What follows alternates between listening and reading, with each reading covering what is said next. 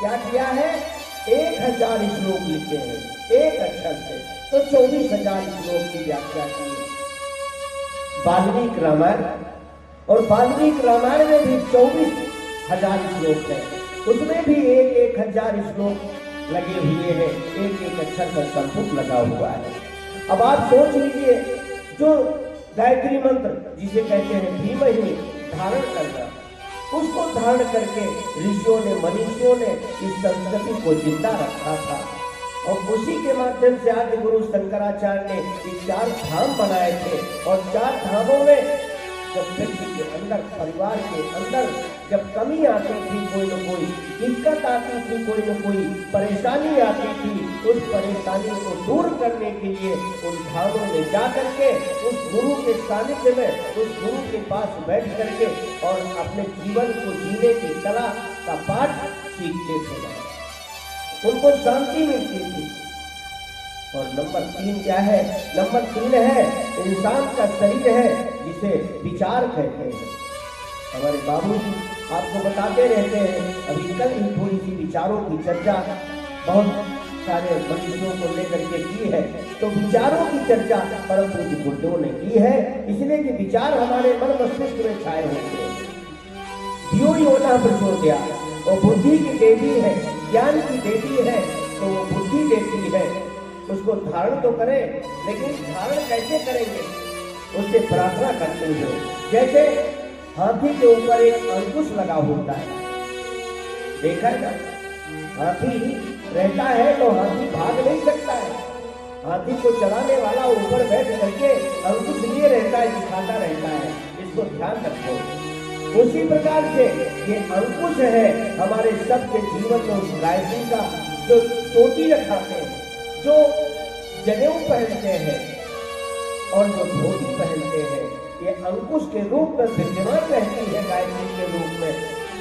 इसलिए हम पूजा तो करें, चाहे शंकर जी की करें, चाहे दुर्गा जी की करें, चाहे कृष्ण भगवान की करें, चाहे जिस देवी देवता की पूजा करें, लेकिन गांठ बांध लीजिए कि महामंत्र जितने जग माही, अबो गायत्री समनाई। इस महामंत्र के बराबर कोई भी महामंत्र इस दुनिया में न हुआ है, न होगा, भूतो न भविष्य। इसका विज्ञान है, बहुत बड़ा विज्ञान है। वैज्ञानिकों ने क्या किया है, वैज्ञानिकों ने सारे मंत्रों को क्या किया, प्रयोगशाला में सिद्ध किया, और प्रयोगशाला में डाल करके सारे मंत्रों को, और जब पाया उन्होंने तो देखा गायत्री मंत्र ही एक ऐसा महामंत्र है जिसमें सबसे बड़ी ताकत है, सबसे बड़ा पावरफुल गायत्री महामंत्र है। वो ब्रह्मास्त्र की तरीके से है कि अगर एक बार भी गायत्री मंत्र बोल दिया जाता है तो सारे देवी देवता अपने आप आकर के बैठ जाते हैं। तो इसलिए गायत्री मंत्र का जप नित्य करना चाहिए। इसीलिए गायत्री परिवार हमारा जगह जगह पे, जहाँ जहाँ पे नई गायत्री पहुंची है, वहाँ परम पूज्य गुरुदेव ने कहा था, बेटा इस गायत्री को सारे दुनिया में, सारी पृथ्वी में गायत्री को पहुंचा दो। क्यों?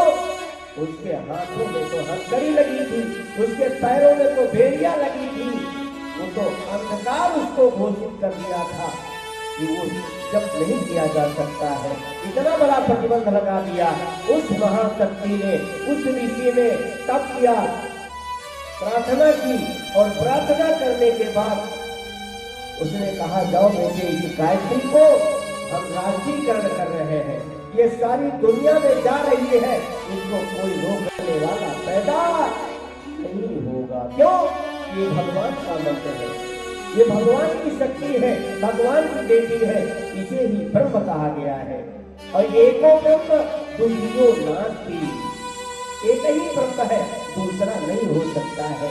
और गायत्री सावित्री 2 बहनें थी। आप अगर पुराणों को देखेंगे, मनु स्मृतियों को देखेंगे, तो मनु स्मृति में, पुराणों में गायत्री का नाम नहीं आएगा, सावित्री का नाम आएगा। जहाँ सावित्री नाम लिखा हो वो गायत्री का ही प्रारूप है। सावित्री को ही गायत्री और गायत्री को ही सावित्री कहा गया है। एक ज्ञान पक्ष है तो एक विज्ञान पक्ष है, एक इन है देवी है तो एक रात की देवी है, तो इसलिए उसकी दोनों की आवश्यकता है, बगैर उसके कोई काम नहीं चल सकता है।